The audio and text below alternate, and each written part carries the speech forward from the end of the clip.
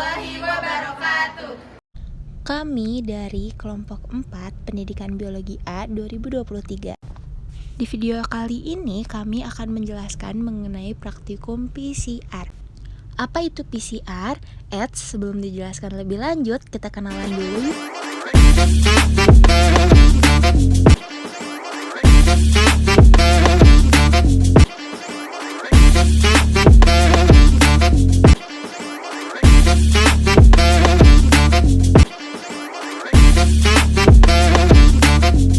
Prinsip praktikum mix PCR atau multiplex polymerase chain reaction didasarkan pada prinsip teknik PCR, yaitu amplifikasi atau perbanyakan urutan DNA secara in vitro melalui 3 tahap utama: denaturasi, annealing, dan elongasi. Pada tahap denaturasi, DNA dipanaskan hingga 95 derajat Celcius untuk memisahkan untai ganda menjadi untai tunggal.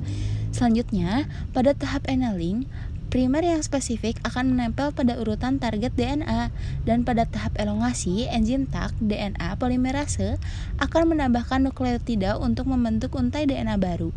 Mix PCR merupakan modifikasi dari teknik PCR konvensional yang memungkinkan amplifikasi beberapa target DNA secara simultan dalam satu reaksi dengan menggunakan lebih dari satu pasang primer. Teknik ini memiliki keunggulan antara lain lebih hemat waktu dan biaya, efisien dalam menggunakan bahan, serta memungkinkan analisis beberapa urutan dan DNA sekaligus. Dalam praktikum ini, prinsip mix PCR diterapkan dengan melakukan perhitungan dan pencampuran komponen reaksi PCR secara cermat agar hasil amplifikasi optimal. Akurasi dalam pengukuran volume masing-masing komponen menjadi aspek penting untuk memastikan keberhasilan reaksi PCR dan validitas hasil yang diperoleh.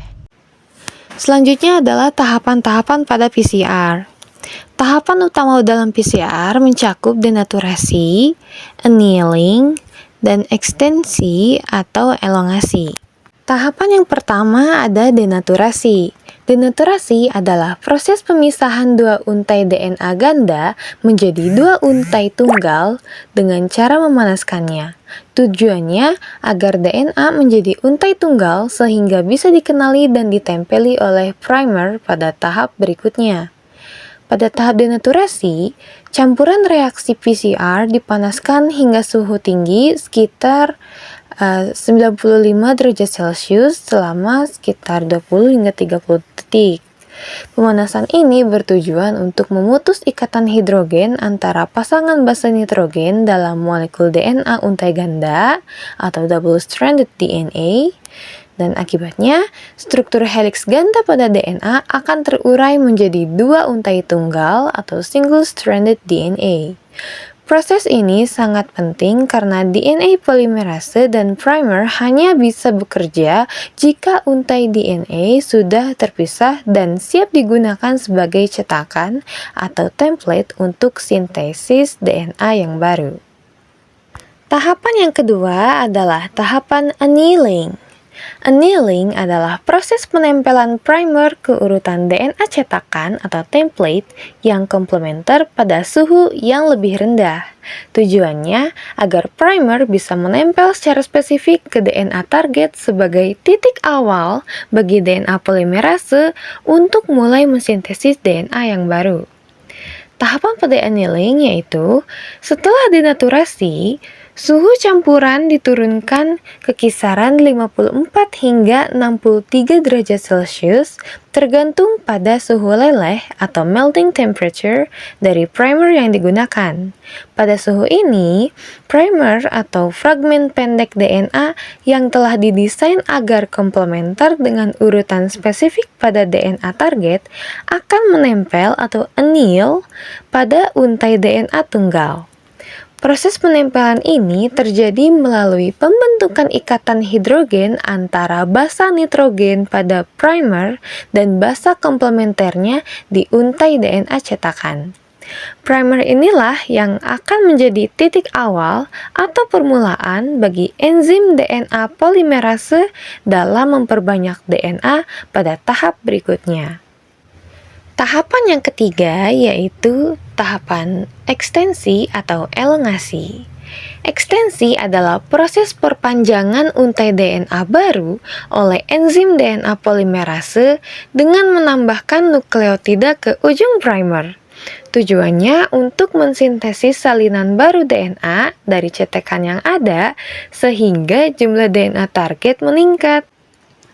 Tahapan yang terjadi pada ekstensi yaitu dimulai dengan menaikkan kembali suhu ke sekitar 72 derajat Celcius, yaitu suhu optimal bagi kerja enzim TAC DNA polimerase, enzim tahan panas yang diambil dari bakteri Thermophilic Thermus aquaticus.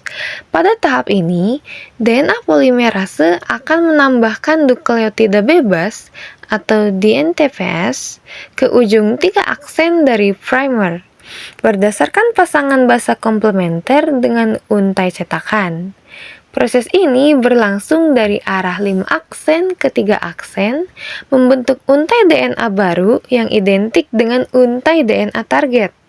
Lamanya tahap elongasi bergantung pada panjang segmen DNA yang dikopi, umumnya sekitar 1 menit per 1000 basa nukleotida. Siklus ini yang mencakup denaturasi, annealing, dan ekstensi akan diulang hingga kurang lebih 30 hingga 40 kali untuk menghasilkan jutaan salinan DNA target secara eksponensial. Terdapat komponen utama PCR. Yang pertama, DNA template, yaitu DNA yang ingin kita perbanyak. Yang kedua, primer atau oligonukleotida yang fungsinya itu sebagai titik mula sintesis DNA oleh DNA polimerase. Selanjutnya, DNA polimerase itu atau yang biasa disebut TAC polimerase yang adalah enzim yang fungsinya itu untuk mensintesis untai DNA baru dari primer. Lalu ada DNTPS, yaitu sebagai bahan baku penyusun DNA baru, yaitu ATGC, adenin, timin, guanin, dan sitosin. Lalu ada PCR buffer yang fungsinya itu untuk menyeimbangkan kondisi pH dan ion agar enzim dapat bekerja secara optimal. Lalu ada kofaktor. Kofaktor itu adalah zat non-protein yang biasanya ion, logam, atau molekul kecil yang diperlukan oleh enzim agar bisa bekerja dengan baik. Tanpa adanya kofaktor, enzim akan tidak aktif atau tidak bisa melakukan tugasnya katalisisnya dengan baik. Dalam PCR, enzim utamanya adalah DNA polimerase, misalnya TAC polimerase. Nah, supaya enzim ini bisa menempel ke DNA, mengenali DNTP, dan menyusun basa DNA baru, dibutuhkan Mg2+ sebagai kofaktor. Jadi, kofaktor itu adalah aktivator enzim, dan tanpanya enzim polimerase nggak bisa bekerja. Lalu ada NVW atau air bebas nukleus yang fungsinya untuk melarutkan komponen-komponen sebelumnya yang telah dimasukkan ke dalam tub PCR dan untuk mencapai volume akhir reaksi yang diinginkan. Nah, selanjutnya manfaat dari PCR. Yang pertama yaitu deteksi penyakit infeksi. PCR ini sangat berguna untuk mendeteksi penyakit infeksi dengan cara memperbanyak fragmen DNA atau RNA dari patogen penyebab penyakit yang ada dalam sampel pasien seperti darah, dahak, atau cairan tubuh lainnya. Proses ini dimulai dengan pengambilan sampel, lalu DNA atau RNA patogen diekstraksi dan diperbanyak menggunakan primer spesifik yang menargetkan bagian unik dari genom patogen tersebut.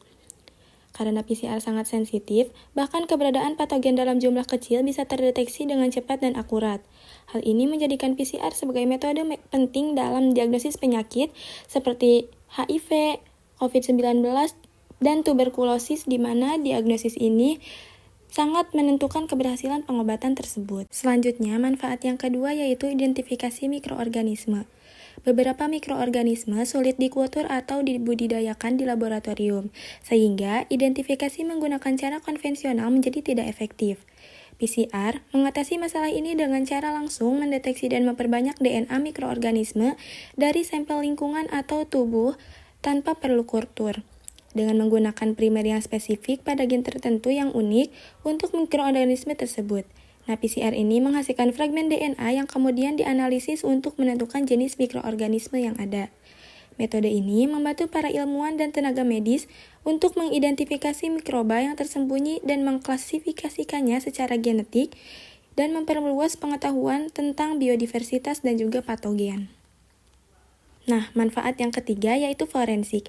Dalam dunia forensik, seringkali sampel DNA yang diperoleh dari tempat kejadian perkara sangat sedikit dan terdegradasi. PCR ini memungkinkan untuk memperbanyak DNA dari sampel yang sangat kecil tersebut seperti darah kering, rambut, atau jaringan dengan menggunakan primer yang menargetkan wilayah DNA yang sangat variatif antar individu seperti STR atau short tandem repeats. Setelah DNA diperbanyak, hasilnya dapat dibandingkan dengan DNA dari tersangka atau database untuk memastikan identitas pelaku kejahatan. Dengan demikian, PCR menjadi alat penting untuk investigasi kriminal yang membutuhkan bukti DNA dengan tingkat keakuratan tinggi meskipun jumlah sampelnya terbatas. Manfaat yang keempat yaitu penelitian genetika. Nah, PCR ini merupakan alat utama dalam penelitian genetika karena kemungkinan cloning gen dan analisis mutasi secara efisien. Dengan memperbanyak bagian tertentu dari DNA, peneliti dapat mempelajari struktur, fungsi, dan ekspresi gen secara mendalam. Manfaat yang kelima yaitu deteksi mutasi genetik. Nah, PCR dapat digunakan untuk mendeteksi mutasi atau perubahan spesifik pada DNA yang berperan dalam berbagai penyakit genetik dan kanker. Dengan menggunakan primer yang dirancang khusus untuk daerah gen tertentu yang rawan mengalami mutasi, PCR memperbanyak fragmen tersebut dari DNA pasien. Produk PCR kemudian dianalisis dengan teknik lanjutan seperti sequencing untuk menemukan adanya mutasi. Deteksi dini mutasi ini sangat penting dalam mendiagnosis penyakit bawaan atau kanker, sehingga penanganan bisa dilakukan lebih cepat dan juga tepat. Nah, selanjutnya yaitu manfaat yang keenam, yaitu pemuliaan tanaman dan hewan. Dalam pemuliaan tanaman dan hewan, PCR digunakan untuk mempercepat proses seleksi genetik dengan marker assisted selection. Dengan mengambil sampel DNA dari calon induk, PCR memperbanyak segmen DNA yang mengandung gen atau marker genetik yang diinginkan. Hasil PCR dianalisis untuk menentukan apakah gen unggul sudah ada pada individu tersebut. Cara ini memungkinkan petani atau pemilih individu dengan sifat terbaik dengan secara genetik tanpa harus menunggu sifat tersebut muncul secara fisik, sehingga proses pemuliaan menjadi lebih cepat dan juga efisien. Langkah awal dalam menyusun reaksi PCR adalah menentukan suhu annealing atau TA dan menghitung suhu melting TM sebelum menghitung komponen bahan-bahan yang akan digunakan dalam PCR. Yang pertama, terdapat dua primer F, primer forward, dan primer R, primer reserve, yang urutannya bisa dilihat: primer F, ATG, CTG, TTT, CGA, TTT, GTG, TGTTG. Dan untuk primer F, CTA, ATA, GGA, GAA, AAG, GCT, AAC. Untuk TM atau suhu melting, kita menggunakan rumus Wallich, yaitu TM sama dengan 2 dikali A plus T ditambah 4 dikali G plus C. 2 A plus T didapatkan dari jumlah A pada primer F ada 2 dan T ada 12, sehingga A plus T ada 14. Begitupun pada C plus G yang hasilnya ada 9. Jadi dikalikan 2 dikali 14 adalah 28, 4 dikali 9 adalah 36, lalu dijumlahkan antara 28 dan 36 dan didapatkan suhu melting pada primer F adalah 64 derajat Celcius. Lalu untuk suhu melting dengan rumus yang sama, untuk primer F didapat A plus T 14, C plus G adalah 8, lalu 2 dikali 14 ditambah 4 dikali 8, hasilnya 28 ditambah 32, hasil suhu melting pada primer R adalah 60 derajat Celcius. Lalu untuk TA atau suhu annealing itu adalah suhu pas primer nempel ke DNA target biar si primer nempel pas dan gak salah sasaran, dan agar primer tidak terlalu lengket sehingga bisa lepas kembali saat siklus PCR berikutnya. TA biasanya ditentukan dengan mengurangi sekitar 5 derajat Celcius dari TM. Untuk TM primer F, untuk menentukan TA dari primer F dikurangkan saja hasilnya, yaitu 64 dikurang 5 sehingga didapat suhunya adalah 59 derajat Celcius. Lalu pada primer F R 60 dikurang 5 didapat 55. Nah, karena selisih antara TM kedua primer ini hanya 4 derajat, yang F tadi 59, yang R itu 55, maka digunakan TA atau suhu annealing dalam rentang 55 sampai 50 derajat Celcius. Lalu untuk menghitung takaran komponen yang kita gunakan pada PCR ini, ada beberapa komponen, yaitu ada DNA, DNTPS, buffer, enzim TAC, MgCl sebagai kofaktor, primer, yaitu ada primer F dan R, dan juga air NFW yang tadi sudah dibahas.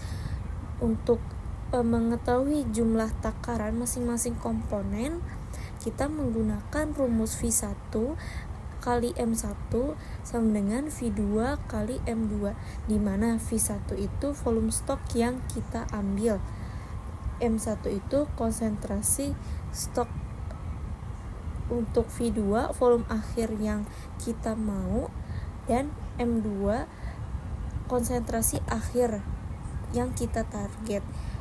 Untuk V2 untuk semua komponen rata, karena volume akhir yang kita mau adalah 25 ml, ada di volume di kolom akhir tabel akhir, yaitu 25 ml. Kita ambil contoh pada komponen MgCl, stok konsentrasi stoknya atau M1-nya itu 25. Lalu untuk konsentrasi yang diinginkan tadi 1,5 atau konsentrasi akhir, dan total volume yang kita inginkan tadi ada 25 ml. Jadi yang dihitung adalah V1 volume stok yang harus diambil. Masukin rumusnya, V1 dikali 25 sebagai M1 sama dengan 25 itu V2, dan 1,5-nya itu M2, sehingga dikali 25 dikali 1,5 dibagi 25 didapatkan volume akhirnya 1,5 ml. Itu untuk satu reaksi, dan begitu juga rumusnya untuk komponen yang lainnya.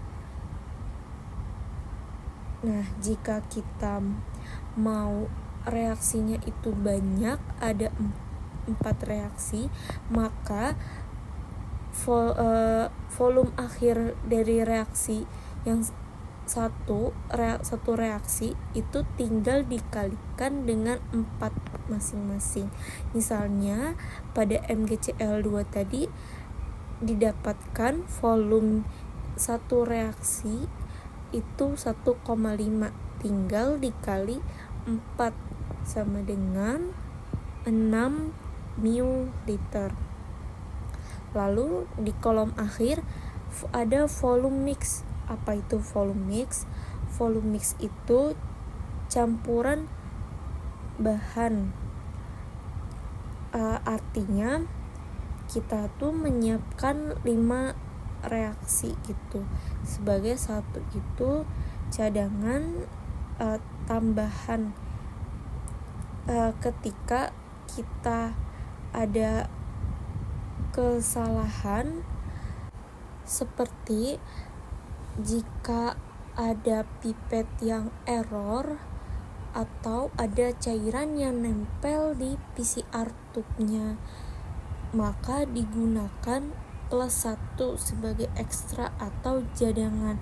Jadinya 5 reaksi. Jadi dengan contoh komponen yang sama, yaitu pada MgCl2 untuk 5 reaksi atau 4 sampel plus 1 cadangan, tinggal mengalihkan yang satu reaksi dikali 5. Yang reaksi pertama tadi 1,5 ml dikali 5 dan didapatkan untuk 5 reaksi adalah 7,5 ml. Begitu juga untuk komponen yang lainnya. Sehingga volume akhir yang kita dapatkan dari 1 reaksi, 4 reaksi, dan 5 reaksi itu, kalau untuk 1 reaksi volume akhirnya adalah volume akhir yang kita inginkan itu sesuai yang kita inginkan ada 25 ml, untuk 4 reaksi itu ada 100 ml, dan untuk 5 reaksi itu ada 125 ml.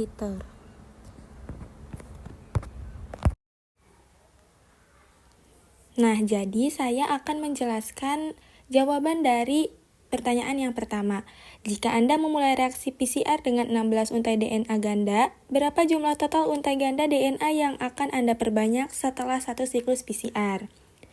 Jika kita memulai reaksi PCR dengan 16 molekul DNA untai ganda, maka setelah satu siklus PCR, seluruh molekul tersebut akan mengalami replikasi menjadi 2 kali lipat. Hal ini dapat dijelaskan dengan rumus jumlah akhir sama dengan jumlah awal dikali 2. Nah, dengan memasukkan angka ke dalam rumus, yaitu jumlah akhir sama dengan 16 dikali 2, sama dengan 32 molekul DNA untai ganda. Jadi, setelah satu siklus PCR, jumlah total molekul DNA menjadi 32 molekul. Selanjutnya, saya akan menjawab pertanyaan yang kedua, yaitu berapa banyak DNA duplex atau satu molekul DNA yang diperoleh dari satu DNA duplex setelah 4 siklus PCR.